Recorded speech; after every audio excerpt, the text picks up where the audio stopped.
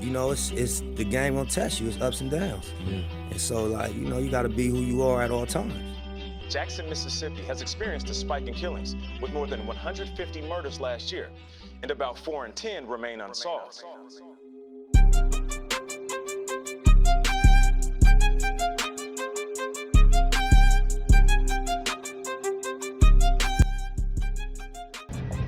Yo, what's good, everybody? It's your guy Kid Bailey with the Neapoltan Ice Cream Experience. Got another special guest out with me today for you guys. Man, that looks so good. That should be money.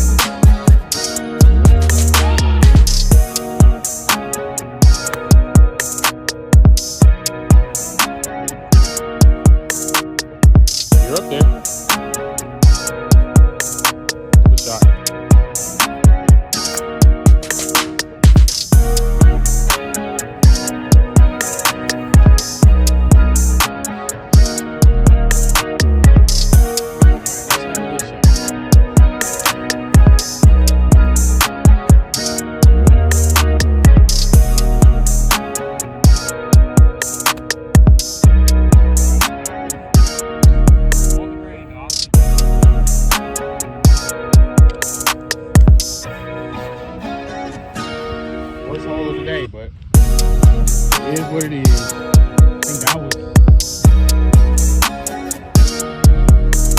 was 4. Just stop.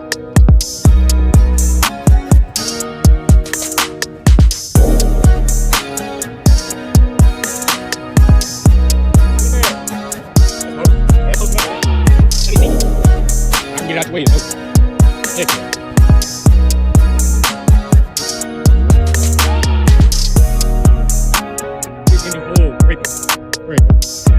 And I wanted to bring him on to talk through, his spot, man, his role, and elaborate more on some options for you guys, especially some of the ones who I don't know what I want to do. So we got my guy Kelton Kingsley out here with me, and if you can, tell them, I guess, how we are connected, and then I guess your job title and the line of work that you're in. All right. Yeah, my name's Kelton. I guess we met through our wives, right? Yep. A couple years ago. My wife is a nurse and works with Ked's wife, and met a couple years back. I'm in my 4th and final year of internal medicine and pediatrics residency. So I did 4 years of undergrad, 4 years of medical school, and now I'm in my 4th and final year of residency. Man, I'm sure that feels refreshing, man, knowing you're right here at the Absolutely. right here at the finish line. That's awesome, man. Heck, finally see the light, a little bit of the light at the end of the tunnel.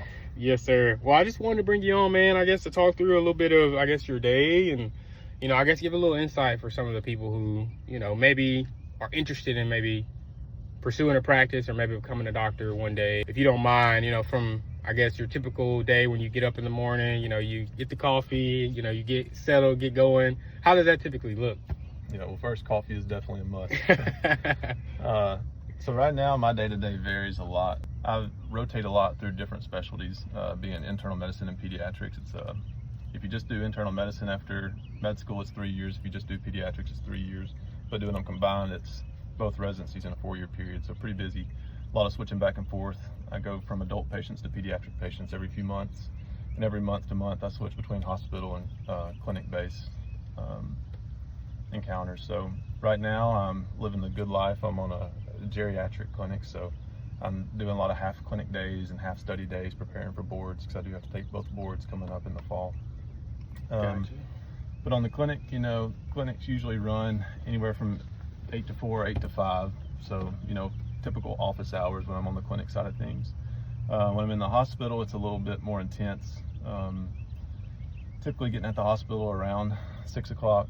And those days, depending on if you're on call or not, can run 28 hours or, get off at 5 that evening. Usually in the hospital setting, you get there, sipping on your coffee, chart reviewing, looking up all your patients, things that happened overnight, vitals and labs. And then you'll round on everybody, make a plan, and then the rest of the day is just a rat race trying to get everything done, follow through with all the plans. Okay, I got you. Yeah, that doesn't sound like that much, but I know y'all are reading crazy amounts of paperwork. Yeah, paperwork's definitely the worst part. They don't tell you that on the front end, but there's a ton of charting in medicine. So if you don't like spending a lot of time with a computer, then medicine is definitely shipping that way. Yeah, for sure. Especially with the way automation's going and everything, kind of being in that angle. I see a lot of that in my line of work too. And so what would you say, I guess, are the pros and cons from your perspective? Like the things that you like and dislike the most that maybe, your average person doesn't know much about. I'd say the pros, I get a lot of joy out of my line of work, a lot of fulfillment. Like I said, the days are long, but seeing patients do well and get back home and, do well and get to see their families again, be with their families, there's a lot of joy in that, seeing good outcomes, or a lot of bad outcomes that weigh heavy on you. Yeah. But really the con that I don't think that a lot of people think of, or maybe they do, is just that how much you have to sacrifice to get to that, that end goal. Yeah. I'm turning 30 next month and never had a real job out of training. So yeah, it's a true. long road. In regards to your typical doctor, on average, obviously different specializations mean different things, but just on average, I guess, what would be a good financial overview of what to expect? You got to go to school, you got to get, pass the board, get the exams taken, and the other certifications that need to be gotten. But after all of that, what's a good range to keep in mind? So the full financial picture, everybody knows undergrad costs, but med school is very, very expensive. I had about $190,000 worth of debt just from med school. I didn't have any from undergrad, so I have that much debt just from that 4 years. And then once you enter residency, you no longer have to pay money. You make some money. National average is probably around $60,000 a year. You get compensated. So not well enough to pay off your student loans by any means, but well enough to buy groceries. And then after you train, the minimum amount of time for training residency is 3 years, something like family medicine or internal medicine. And you can easily start off, 250, and then the sky's the limit on these subspecialties. A lot of guys coming out after cardiology or GI, they'll come out making, closer to $600,000-$700,000 depending on what they do. So there's a wide range. Obviously, the longer you train, usually the more you get compensated. So, Gotcha.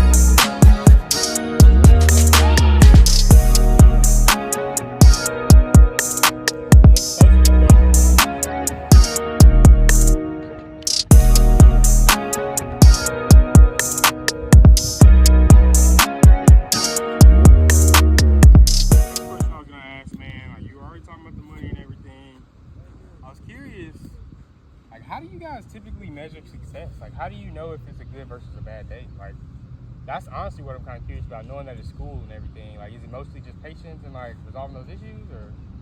That's a good question. I'm sure there's probably a couple different ways to look at that. My employer may look at success just based on, you know, good patient outcomes and high productivity, which I value both of those things. But for me, you know, spending all this time to get to this point, even if I'm having good outcomes and being productive, if I'm not enjoying what I'm doing, then Doesn't matter. it Almost. doesn't really matter. Yeah, spend a lot of time getting here, so I want to at least enjoy it.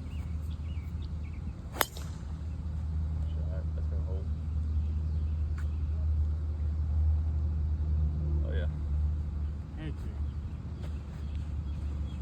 And then just off the top of your head, can you think of any, I guess, advice you would have for anybody, like your younger self? Let's say, you know, your younger self saw this. What would you want to hear, knowing everything you've already been through, in regards to advice for someone trying to come through your journey, or the angle that you've already kind of taken to get to be a doctor and whatnot? That's a good question. One thing that I don't think people talked enough about early on was community college is okay. I started at community college. I really think that was one of the smartest decisions I made. Really allowed me to keep my undergrad debt low. It exposed me to what I need to be exposed to. But the main thing is just, before you decide to go into medicine, make sure you want to go into medicine, because once you get started, it's a long haul. And the way to do that is just shadowing, finding people you know that are doctors, reaching out. Doctors they want people to see what they do, so they don't get stuck doing it one day if they don't really want to do it. So there's plenty of opportunities out there to be able to shadow and see exactly what goes on day to day. And so I think a lot of people, you know, parents tell them, you know, go be a doctor, and they get stuck down this 20-year road. But it's important to know what you're getting into, because that's a long road to get there and not be happy. Yeah, I feel like I didn't know much about it going into it, but fortunately I do enjoy it. Yeah.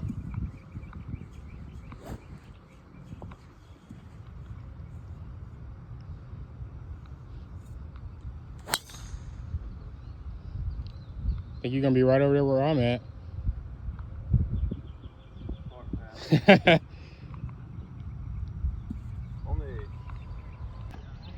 Lastly, I wanted to ask about work-life balance, and like, obviously you're not actually doing it yet. I don't have any yet. Yeah, but like, I guess, have you heard anything about that, and like how that typically looks for like on call and everything? I'm kind of curious to hear from somebody who's in the mix, like how the doctor on call structure typically looks. So you do have a lot of flexibility depending on what specialty you go into. For me, I signed as a hospitalist. And like I said earlier, I'm internal medicine and pediatrics, so I'm going to be splitting my time 50-50 between adult hospital medicine and pediatric hospital medicine, switching month to month. But when I'm on service for each of those, it's a week on, week off type format. So 7 days on, 7 days off. They are 12-hour shifts that you have to be available. But you don't have to be in-house or in hospital the whole 12 hours. So I'll be getting there around 7. As soon as I get my work finished, I can leave, which is usually around 5 o'clock maybe, and then just, you know, answering secure chats and questions from nurses and such for the last 2 hours. Always available to go back into the hospital. But, you know, it's only working half the year, so it's pretty good work-life balance compared to what I'm doing right now, where sometimes I only have 4 days off a month. So it's going to be a big difference. I'm looking forward to that part of it. Yes, sir. Well, man, we really appreciate you, man, taking a few minutes to talk through everything with us, and we're gonna let y'all see these last few shots, but appreciate y'all tuning in. Appreciate it.